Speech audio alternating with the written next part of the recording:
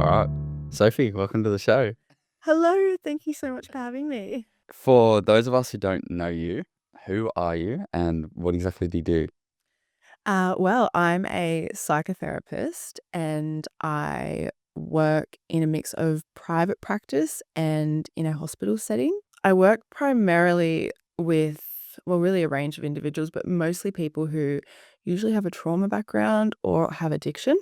Yeah, that's Cool. that's a little nutshell. One thing we wanted to put at the start of the episode when we were talking about this the other day is a bit of a trigger warning. A few things, trauma, addiction, childhood trauma maybe.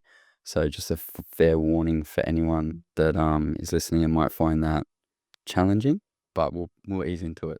How did you get into psychotherapy? So it's actually interesting because I think I was 14 when I decided I wanted to do psychology. Didn't 14. Yeah, like I know, I had no, it was just like one of those things. And one day I was like, Mom and Dad, I want to do psychology. And they were like, perfect. And I think I was probably quite influenced by my parents because they're both nurses. Mm, Knew I wanted to help people, but I do have a bit of a theory that anyone who gets into psychology, counseling, social work, there is like this reason sort of behind it, this need sort of to help people mm, and want to work with people. So finished school, went straight through. I did 4 years of psychology. And at that point I had probably done, I'm gonna say 6 or 8 years of my own therapy. And I was talking to my therapist one day and I said, like this clinical masters, I'm not feeling ready for it, this and that. And I said, how did you go with your clinical masters? And she said to me, Sophie, I'm a psychotherapist. And I was like, what do you mean? what's that? Yeah, what is that? And how have I thought this for so long? And she spoke to me about it and she highlighted that psychotherapy really has that strong focus on talk therapy. Mm, You're not assessing, you're not diagnosing, you're not working um, with all of that clinical focused mm, DSM based stuff. And I think what spoke to me the most was that you're working with people's childhood, mm, unconscious patterns, their attachment, and that really, really spoke to me. So mm. went through, did my master's in psychotherapy and counseling, the huge placement, and of course, my favorite topics were trauma and grief. So found my feet really easily after that. Yeah. Yeah. And what kind of clients do you work with now? Yeah, so I do work with quite a range, and even clients who come to me they find me however, often they also have a Mm, background of trauma, addiction. I do work with a lot of grief as well, and ADHD, yeah. which sort of ties in there. But yeah, that's my Yeah. main. Addiction, that was Mm. our biggest topic to kind of hit. Mm. And then we're going to go into some more trauma-based stuff. Just to throw some stats out there, I did a bit of research and 2020 estimates that I could find were, at least in Australia, there are 6,000 deaths annually from alcohol abuse. 283,000 people are addicted to opioids. 237,000 use illicit amphetamines. And 113,000 are regular cocaine users. Quite big numbers, hard to kind of comprehend. What are you seeing in the space of addictions? I think it's important to note that that's reported, right? Mm, So people often can't comprehend or they don't have enough insight to actually acknowledge this is an addiction. This is something I can't put down. This is something that's ruining my life and my relationships and my finances. In clinic, when I'm in the alcohol and drug clinic, it is alcohol, mm, 100%. But it's not, it affects so many different people. There's mm. not a particular age that I can point out. There's not a gender I can point out. There's not people in certain careers that I can point out. It affects all different people. And I always say that addiction does not discriminate. Mm. Yeah, I think one of the common misconceptions that I hear is that addiction is a choice or you just need more willpower to stop. You could stick to a routine, or if you're more disciplined, or people attack personality traits, position it as a moral flaw. Absolutely. And I always say in clinic that I'm yet to meet someone who has fallen into addiction Because they just like the taste or they just like the feeling. It's so much deeper. It is a coping mechanism that actually becomes survival for a lot of people. And I try to work with that stigma a little bit by saying, sometimes if it wasn't for that addiction, I'm not sure that you would have survived or that you would have kept going. And I know that sounds really backwards and it sort of sounds like it's almost positive and it's not, but addiction for a lot of people is their only reason to continue. What are the main drivers of addiction that you think? Trauma, grief, shame, and sometimes just being misunderstood. It becomes something that people use because they feel normal or they feel accepted or they have confidence to do things they didn't have before. And addiction often isn't this picture of people who can't, function day to day. Often people who are in addiction have these incredible careers and they have families and they're doing things, but to maintain that, they're using these substances, whether it be cocaine, alcohol, pornography, impulsive spending, overworking, all these different things. Yeah. But that's going on in the background. And I think an issue is that we sort of paint this picture of you're doing so well, you're hustling so hard, and you've got the family, you've got the lifestyle. Keep going and don't tell anyone if you're struggling. Yeah. No one wants to see that. So true. Yeah. The first thing that comes to mind when I think of addictions are heroin users or ice addicts, and it's just this label that you attach to it. But then we've all watched Wolf of Wall Street, which is full of addictions, and it's almost kind of romanticized. Absolutely. And I worry about how we romanticize drugs or alcohol to cope. And for a lot of people that it's almost, let's say for cocaine, people think, oh, I'm doing so well, I deserve to use this cocaine on the weekend. And it's almost like this is my relax time. It's the same with a lot of people who work in a trade culture. You had a hard day, go to the pub. A long week, go to the pub. And it's ingrained in Australia culture so deeply that we're almost not seeing it. We're turning a blind eye to it. Yeah. I've already had probably 3 or 4 conversations with friends where they're like, oh, I finished my trade, I'm doing this, I'm doing that, and I just want to stop going to the pub. I just want to stop drinking. I just want to stop doing this. Like, why am I working to just go and spend all my money on the weekends? And making it socially acceptable makes it so much harder to realize when you have a problem. Absolutely.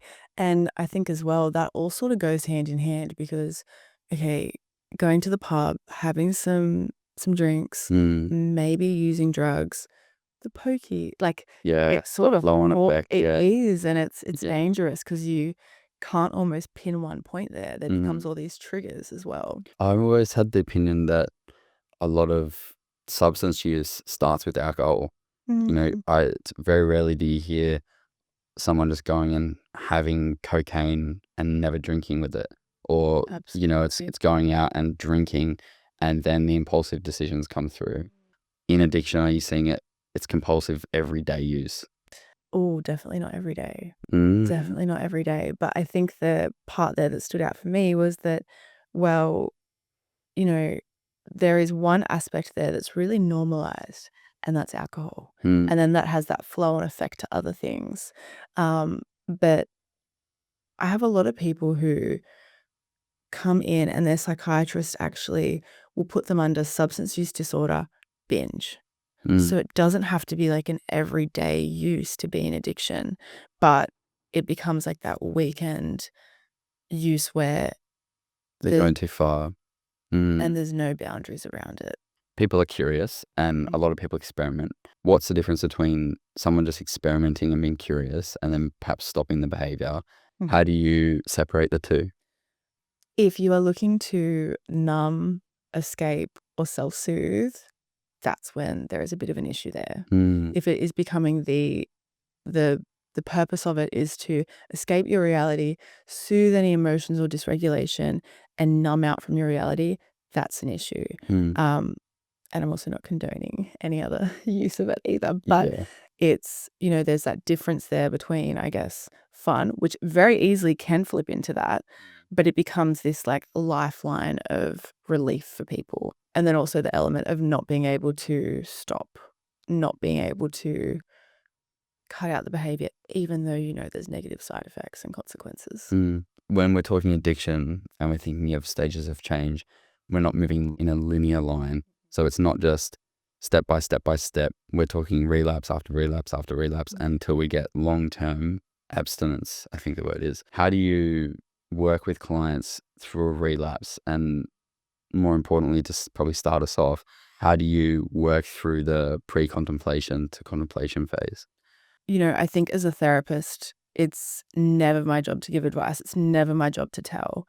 I can guide really gently, but I think even in that pre-contemplative stage, people are still aware. I think there's like a certain feeling of maybe shame or guilt or blame that comes up where people start to feel, hang on, this isn't right. And often in pre-contemplation, I'm not even seeing clients yet. Or maybe they're coming because their partner said they have to come, or their parent has told them, or a good friend said it's time to go check in with someone. So I think in that stage, it's really, really gentle work. It's curiosity. It's me building trust with them, trying to leave any shame out of the room. If I push at that point, people aren't coming back. Yeah. They don't want to hear it. Yeah, it's sensitive. And I think the importance is, you know, yes, each step is important, none are linear, but at that relapse point, I almost try to paint it as it's actually another step in the recovery. It's not something, it doesn't mean failure. It doesn't mean that you can't do it. It's actually teaching us, what do we need to know for next time? What is this showing us? Is there some work there that maybe we need to talk about childhood or trauma that keeps popping up for you? And I was speaking with a psychiatrist the other day, and he said to me that for him, the average amount of detoxes people do before being able to maintain recovery is 13. 13. Wow. So it's not, you know, a detox and then you're good. It's not 10 sessions of therapy, then you're good. Yeah. It's a quite a long process. Yeah. One of the things that I learned very early on in my research on ADHD was being more susceptible to addictions for people with ADHD. Yeah, and it's, you know, when I'm in clinic, I run group sessions, and there's certain groups that I have to run. I actually add in a group on trauma, and I add in ADHD because I think about 70 or 80% of the people sitting there, not always, but often either have been diagnosed or in the process of getting a diagnosis. And I think it's really important to touch on because it helps people make sense of it. Think of ADHD. People struggle to self-soothe. They struggle with that busy brain, things always jumping around, and not feeling often like they can do things that other people are doing. Addiction sort of jumps in there and goes, hey, I can stop that busy brain. I can soothe you. I can make you feel normal. So there's that really, really strong correlation there. I think the actual percentage reported is 30. There you go. Wow. But I don't think that. I don't think not that's representative. quite right of what I'm seeing in my practice anyway. You said about 80%. What would the other 20% be there for?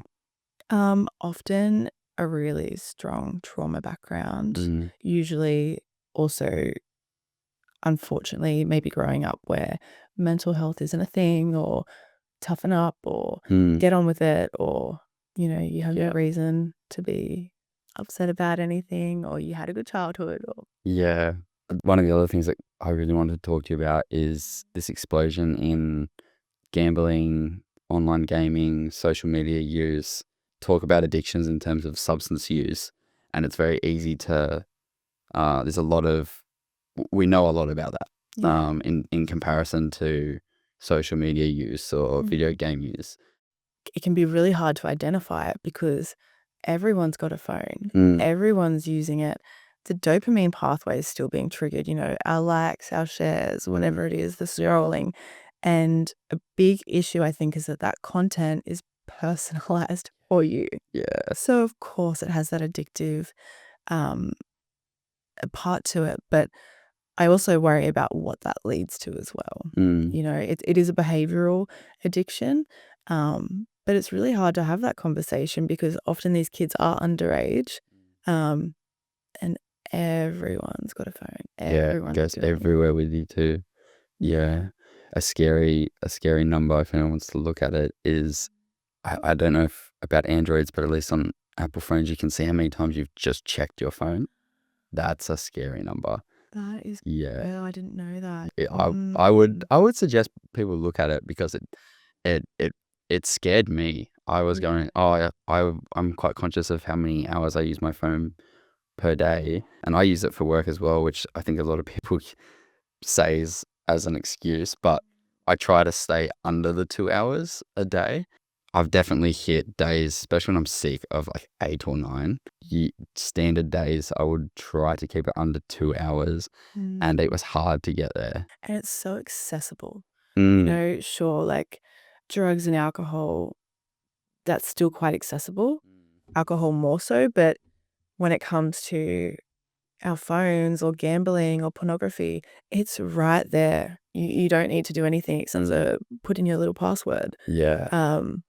So that I think is quite scary too. Yeah, definitely. Yeah. I was reading up on Tim Fletcher. Do you know any of his work?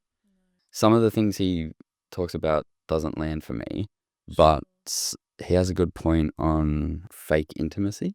Okay. He starts off by talking about this biological need for connection and how a child just has that need. It's not a want. They need connection. Absolutely. And maybe dad's always at work or mum's emotionally unavailable. The point is that the connection is not there and the kid's trying. And the kid will inherit the responsibility for that. Or am I not lovable? Do I need to do something different? And do I need to change? It's a very basic example, but fast forward down the line and that need for connection is still there, but now intimacy feels scary or it feels like rejection, and people are chasing this fake intimacy, which he calls. And so you're seeing, compulsive pornography use because it's giving that feeling of connection without the risk of being rejected, but it's not true intimacy. Yeah, I think it's a really good point because young people, statistics are showing that we're dating less, but we're having more short-term one-night stands where pornography use is through the roof. We're having all these short-term connection fixes, but how many people can have a deep, intimate chat with someone? It's so hard. I believe we all need connection, and I think we crave it on a really deep level, and I think that word crave is even a bit loud, but I think that's what we want, and we find other ways to get it, and whether that be through pornography or our phones or whatever we're consuming, but it becomes our norm. So then we start thinking, okay, this is the norm and this is how life goes, and the conversations we have, it validates that as well because that's what everyone's doing. So that's okay, but we're still missing that major need there, and we sort of lose sight of any vulnerability. And when we're not being vulnerable and we're not sharing that, shame tends to pop up. And shame is quiet. Shame is don't tell anyone that. You don't let anyone know you're feeling like that. So that becomes really difficult to work with. Yeah. For anyone that's listening that, might resonate with the impulsive use of pornography or social media, is there something you would say to them that would get them thinking about their use? Well, You can take your time. So many things I could say. Whenever that use is finished, how fulfilled do you really feel? Because a lot of it is instant gratification. It's that instant dopamine rush. But a lot of people with these addictions report that directly after, there is a really empty feeling that exists. And I think shame lingers there too. Shame is a point that we spoke quite a bit about when we were preparing for this podcast. Yeah, I'll start sort of to say it first, when I was doing my student placement quite some time ago, and even I struggled to wrap my head around it because the whole nature of shame is to be really quiet, for it to not be seen. And I think a really nice way to define it is guilt is I did something wrong, I did something bad. Shame is I am bad.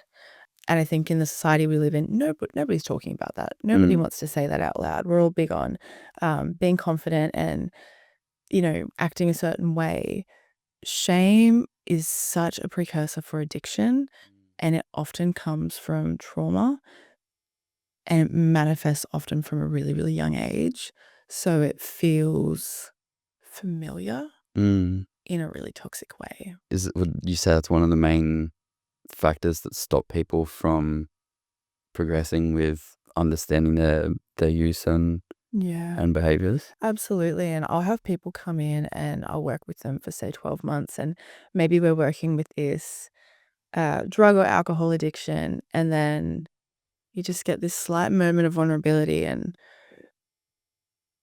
oh, and I've also been using pornography every day. And my wife has just found it, or my husband just found out about this, and I haven't told anyone that before. And it takes such a long time to get to that because there is so much shame involved.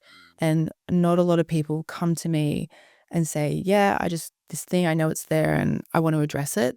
It becomes something that someone found or they lost control over or they've made a big mistake with. And then it's like panic. And it is really, really sad, but it's still a way to start therapy and to start opening up that vulnerability around it. Um, What are some of the ways people justify it?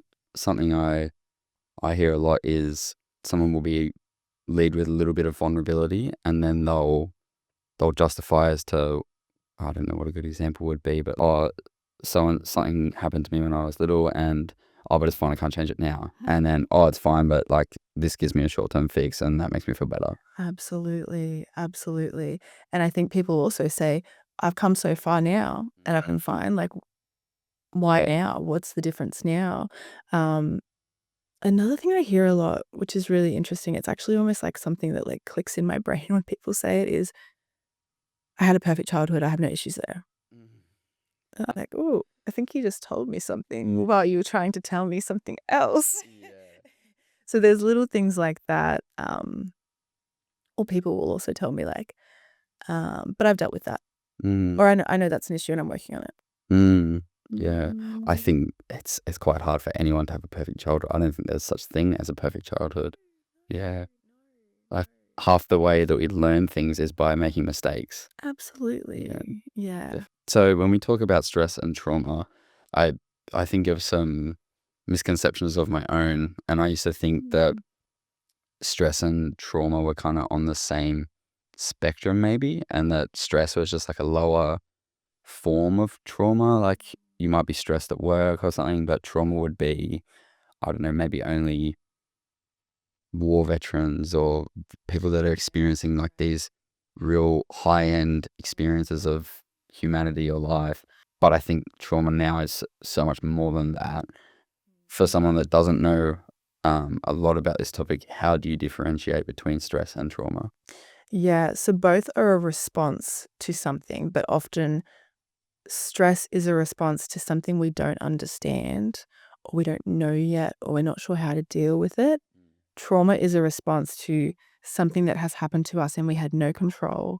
It violated our boundaries, and it sort of changed our view or perspective of life.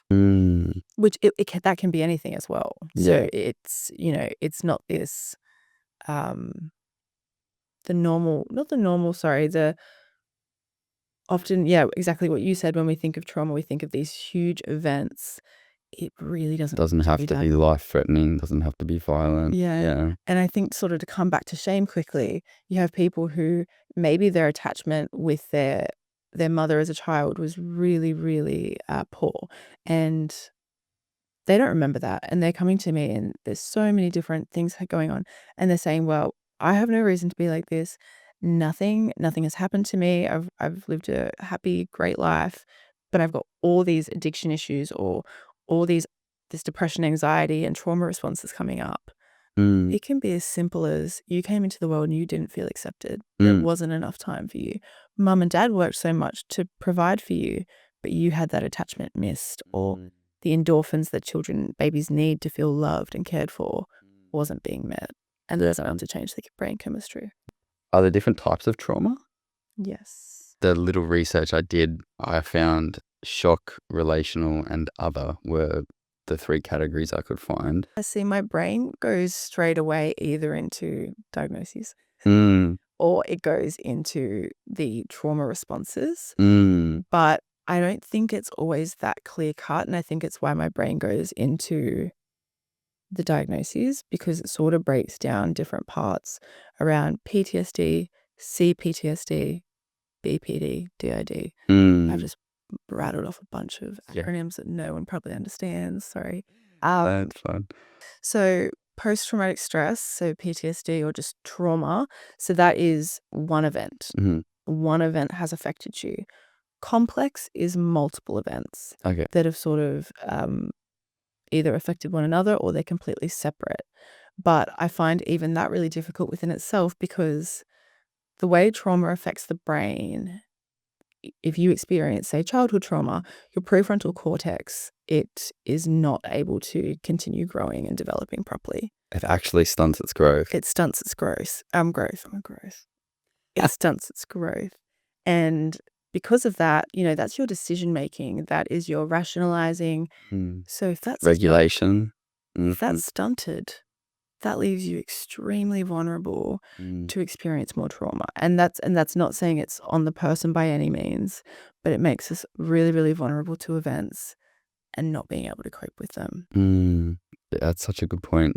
There's a biological element to trauma. It's not just someone's interpretation of an event. Yeah. And I have people say, it's my fault. I don't know why I went back. I don't know why I stayed. I don't know why I did this, this, and this. Mm. And I have to remind them, like, this is something that happens in your brain and everyone else's brain. Mm. That was not a decision you made. It wasn't your lack of logical decision making or your intellectual ability. That was something that happened in your brain and you had no control over that.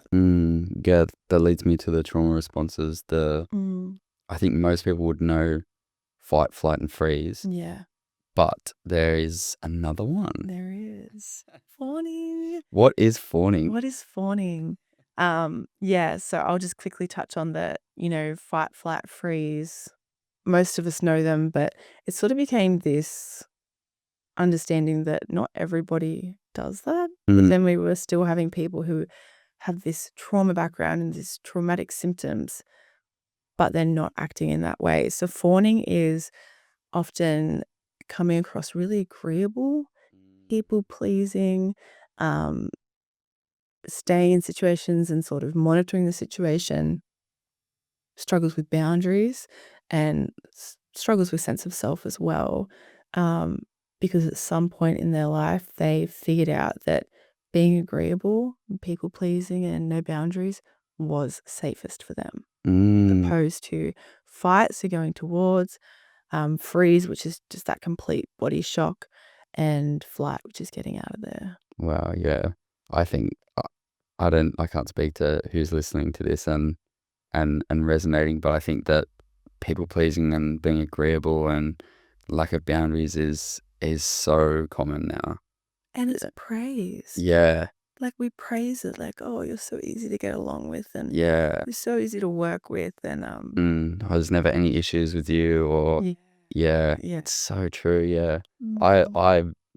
I've always struggled with people pleasing. It's been something that I constantly find myself going, oh, why am I doing this again? Why am I doing this again? And you fall back into it so easily because it is so adaptive in so many moments. And it becomes exactly right, it's adaptive, and people praise it, and it's sort of we can make it work for so long, Mm, and you have to be really conscious about not letting it mm, come back up or slip back through. It's a really conscious effort to yeah. make sure you don't. And you don't want to be confrontational, right? Like that is hard for a lot of people to, if asserting a boundary or just being assertive in general is going to cause conflict or confrontation. Mm. It's so much easier to just go, oh yeah, I'll just agree with whatever it is. Even if I don't follow up with it, I'll just agree with it and it gets me out of it. It's easy short term, Not long term. not long. What are some of the damaging effects someone can experience from operating within one of the 4 responses? That's a great question. I guess if I'm gonna go in with fawning, and there's that agreeableness and people are fawning through their life day to day, they're actually not asserting any boundaries that they need for their own safety. They're not even close to addressing their wants. Yeah, there's that huge element of safety. People often down the track find themselves really unhappy and experiencing symptoms of depression or anxiety because it's like, my life almost hasn't been mine. I've Mm. gone this far and I don't know what I want. I don't know what I like. I don't know how to say no, Mm.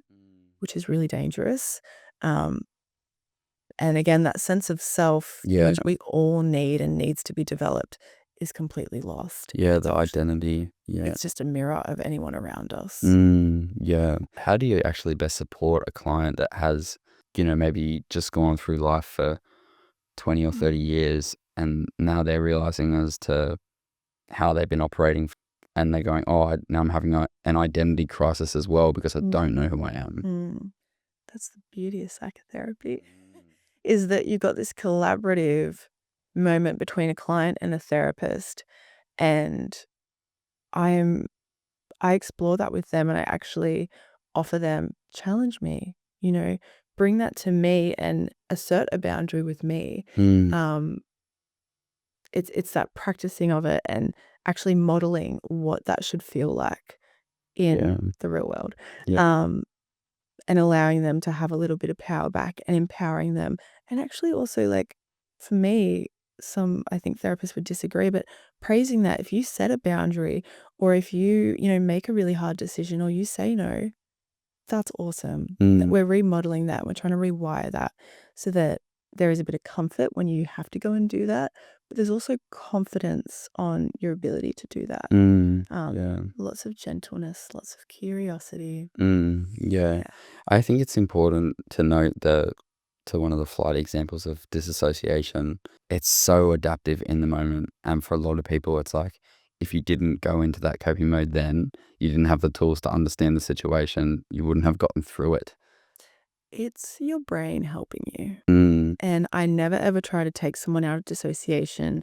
Um, all I can do is make sure they're safe. But you've also got to remember it's on a spectrum. So on one end of the spectrum, you've got daydreaming and, the kid that's maybe not paying attention or sort of thinking about the future anytime you're uncomfortable, sort of mentally getting out of that space.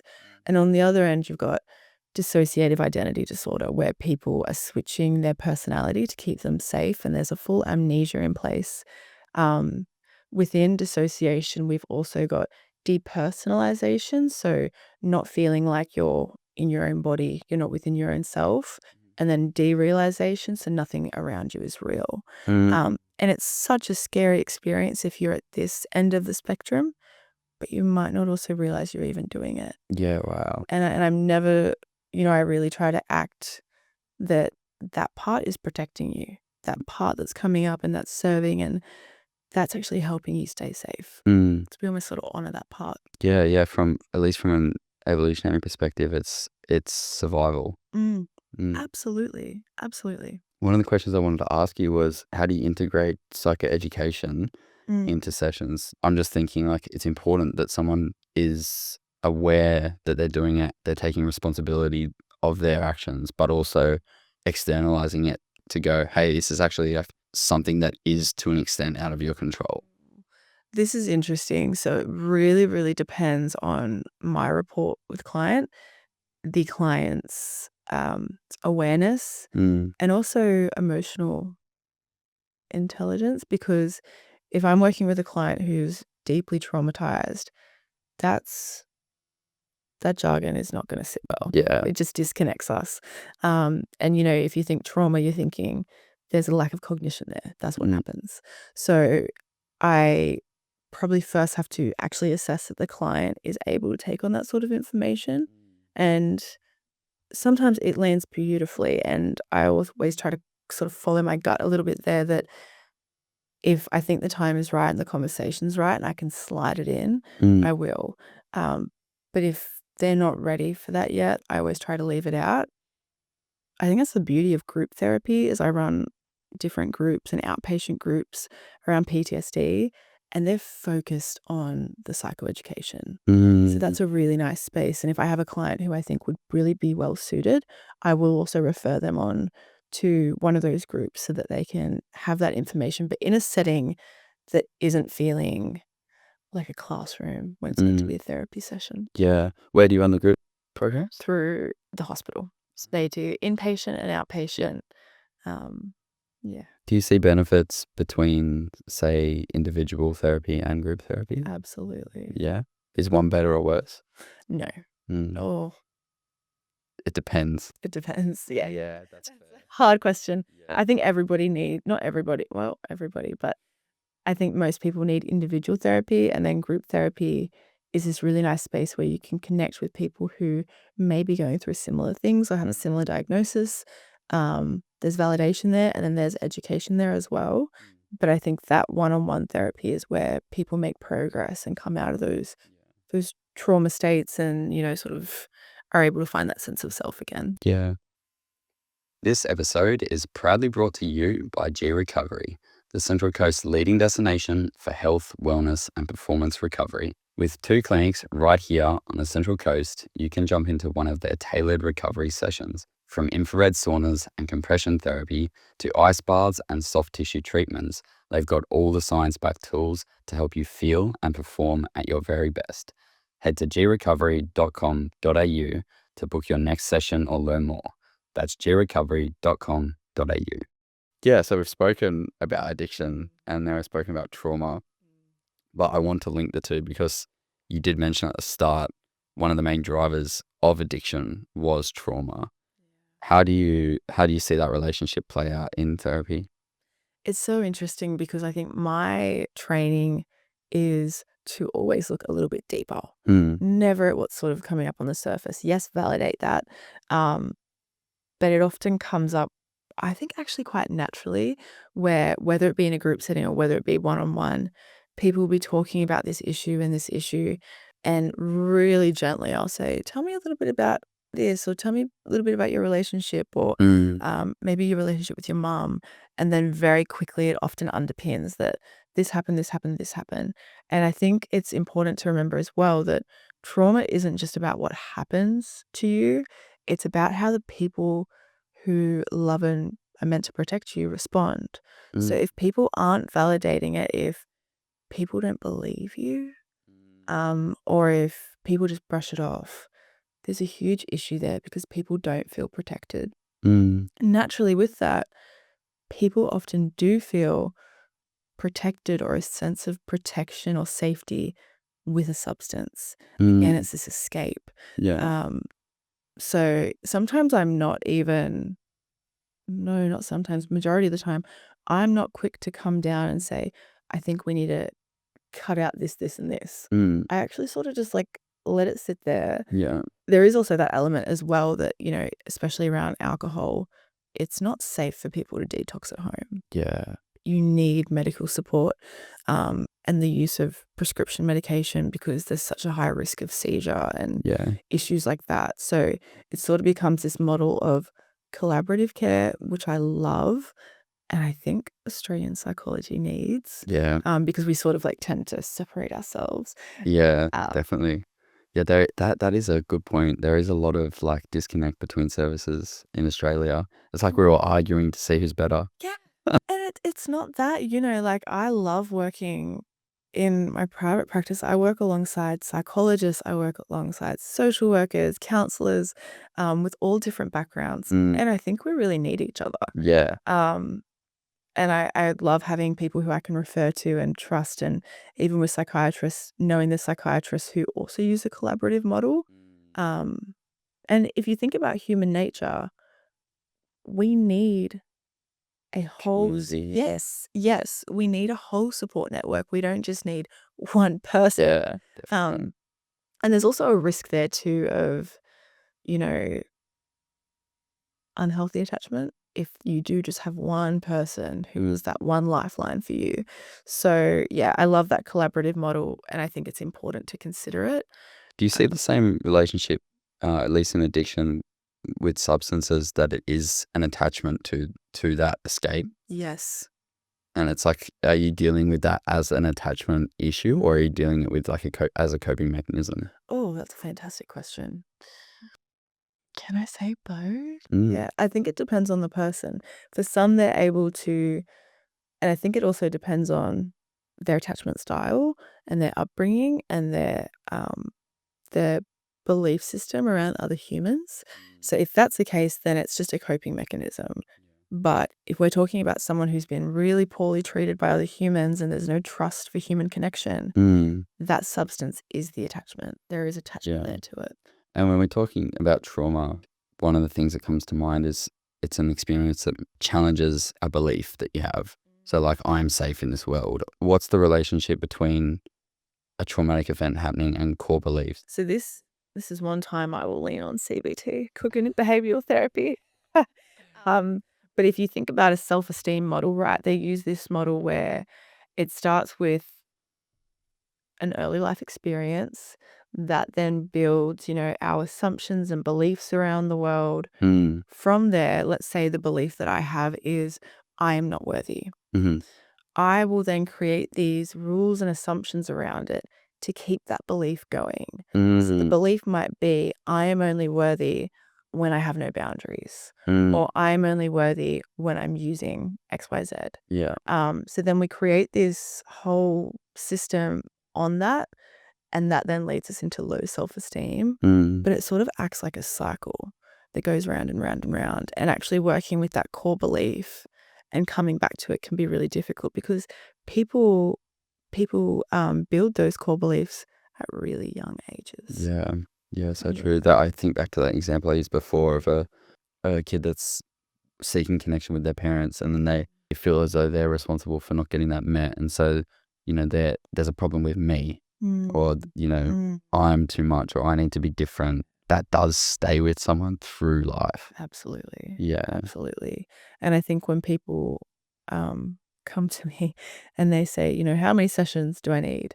Mm. I understand it's not always possible, but I sit really heavy in the therapy, and working on yourself is such a lifelong experience Mm. because if you do find yourself maybe in a unhealthy relationship or something along those lines that brings that core belief back, Mm. the whole thing can slip. Even if you've Mm. done all this work to build around it, it can just take one little trigger And you fall back into to it. remember that core belief that was so well Yeah. ingrained. And then you're operating in that coping mechanism again. Yeah. Wow. Yeah, there you go. What's the difference between, say, like, you take a child that's gone through a traumatic experience and someone that's gone through a traumatic experience as an adult? Maybe they've got a really set of solid core beliefs that are like reasonable, but now they have this one-off event that happens. Well, if you think about a child, and it does depend on age, their sense of safety relies completely on other people. Mm. So once that's disrupted, it creates all these issues around the core beliefs. Let's say an adult, as you shared that example, they've already got their own set of beliefs around the world, beliefs around themselves, their own understanding of attachment, their own safety. So there is I'm not going to say better, but the circumstances of finding that event traumatic Mm. is very, very different. And it depends on personality, Yeah. temperament, so many different things. But sometimes that one event can cause trauma and bring people back to childhood. Yeah. And it triggers something there as well. Yeah. So it just sort of depends on a person's life, their experiences, personality. I hate the word resilience, but also their actual resilience to responding to things Yeah. in the day to day. Yeah. Yeah. I think that's a good point as well. Is there a way that someone can, it's going to sound like a stupid question, but like almost bulletproof themselves from traumatic events? Say you're in the defense force or something, and you're going to go on a tour, you're expecting it, you're prepping for it, you're understanding the environment that you're going to go into. When we're talking about what's the best way to raise a kid, should they have hard experiences early and learn to understand those experiences as they go, or should we be protecting kids from having hard experiences? Wow, what a good question. I'm almost scared to answer. It's a very broad statement. No. I don't think there's one answer to it, No. but yeah. And this is probably like my background and understanding is that maybe it's not so much to do with the experience or event. It's more to do with the support. So if I go into a traumatic situation that I'm planning for, but I know I've got a great support system. I've got great family and friends who I can speak to. I've got a fantastic therapist. My self-care and my routine and my coping skills are all under wrap. That is going to support me a lot more. Yeah. But if you've got someone who maybe doesn't have great self-awareness, their coping skills aren't fantastic, they don't feel like they have people they can truly lean on and feel heard by, that becomes the issue there. I think it's probably less to do with the event, but more to do with the support system. It's a good point. At least a lot of men try to justify it as like, oh, I can handle this on my own, or this is something I can do by myself. I can get through this on my own. It's not about your ability to understand the situation. It's about your ability to seek support. So if you're a kid and you're having a hard time at school, you might have that one teacher that you feel so comfortable with, and you can go to that person, or you can go to mum and dad, or you can go to a friend or someone. And it's when you don't have that, that it's so damaging. Absolutely. And I think to touch on men, there is a really sort of dangerous narrative that floats there that be strong, be the provider, don't let anyone see you slip. Everyone needs you. Everyone needs to lean on you. Be the rock of the family. That's really dangerous. Yeah, the whole vulnerability side of things. Yeah. And then that's where shame grows as well. There we go, back there. I do agree though, it's a good point. Hyper masculine side of things of never have an issue, it is people pleasing in a sense. It's Absolutely. like, oh, I'm only valuable to my partner, I'm only valuable to my family if I provide this, and if I have this, and if I don't have emotions around this, and I'm always just going to have this logical perspective. But it's negates the fact that you're human. And it absolutely, and it ignores any emotion. So again, if you need an escape from this logic world, or if you need to sit in your emotions, or you're feeling these huge emotions coming up, that's where people start reaching for addiction. To cope. I need to tune out. I need a break. I need time to myself. I need to take my mind off it. I need to numb out. This is all too much. Yeah. Even that example I used earlier of I'm going to just chase the feeling of connection and no vulnerability with it. Yeah. I'm going to have a million short-term relationships that can end in 6 months because I just can't grow to that next level. Absolutely. I think that is a massive problem with young men. Definitely, yeah. I see it in certain friend groups, in so many environments. People are just seeking the feeling of connection with no vulnerability to it. But you can't have a good, healthy relationship like that. I think that's an important point to make, is a proper, healthy relationship with someone else is understanding them fully and accepting that. And that means understanding that you have flaws too. And you can't actually grow to a level of deep intimacy if you're just searching for that surface connection. Yeah, exactly. And it is uncomfortable. Like, vulnerability isn't, it's not easy, and it's not comfortable for people, but it's so necessary. And I think that's why people struggle with therapy as well, because you had to go in there with all of your walls down, walls out. Like, it's so uncomfortable at times, but when you do feel accepted and that people aren't running away from that vulnerability, that's where people start to feel really safe and content, and it's healthy. Yeah. It's healthy is a good point. It's just because it's hard doesn't mean it's wrong. Absolutely. Yeah.